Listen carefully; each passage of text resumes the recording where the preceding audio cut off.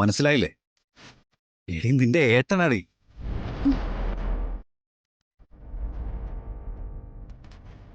Hello, നീ എന്തൊന്നും മിണ്ടാത്തെ? അല്ല, അത് ഏട്ടാ ഞാനിപ്പോ വിളിച്ചതിൽ നിനക്ക് അത്ഭുതം ഉണ്ടാവും. അതവിടെ നിൽക്കട്ടെ. എന്താ മനുവിന്റെ പേരിലുള്ള ഇഷ്യൂ? സോഷ്യൽ മീഡിയയിൽ ചില കാര്യങ്ങളൊക്കെ കണ്ടല്ലോ. മനുവിന്റെ ഒഫീഷ്യൽ കാര്യങ്ങൾ ഞാൻ ചോദിക്കാറുമില്ല, പറയാറുമില്ല. നിന്നോട് പറയാറില്ലെന്നാണോ അതോ എന്നോട് പറയാൻ നിനക്ക് ബുദ്ധിമുട്ടാണെന്നാണോ? മോളെ, ഏട്ടന് നിന്നെ ഒന്ന് കാണണം. എന്തിന്? കൊല്ലാനൊന്നും അല്ല മോളെ.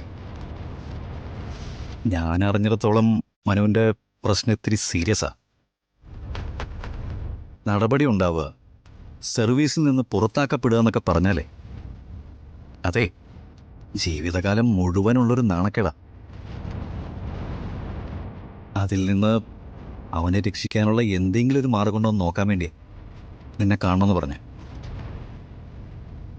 മോളെ, ഇപ്പോഴത്തെ എൻ്റെ അവസ്ഥയിൽ എനിക്കതിന് പറ്റും. അതുകൊണ്ടാണ് ഞാൻ ചോദിക്കുന്നത്. മനസ്സിലായോ? അതുകൊണ്ടാണ് ഞാൻ അവനെ കാണണമെന്ന് പറഞ്ഞത്. മോളെ, ഞാനിപ്പോൾ ഫ്രീയാ. ഞാൻ എന്തായാലും അങ്ങോട്ട് വരുന്നില്ല. ഞാൻ അവിടെ കയറി വരുന്നത് നിന്റെ നിലനിൽപ്പിന്റെ പ്രശ്നമാണല്ലോ. ഒരു കാര്യം ചെയ്യാം, നമുക്ക് പുറത്ത് എവിടെയെങ്കിലും വെച്ച് കാണാം. ഞാൻ മനുവിനോടൊന്ന് ചോദിച്ചിട്ട്. മോളെ, മനുവിനോട് എന്നെ കാണാൻ പോട്ടെ എന്ന് ചോദിച്ചാലുണ്ടല്ലോ, അവൻ വേണ്ടാന്നേ പറയും.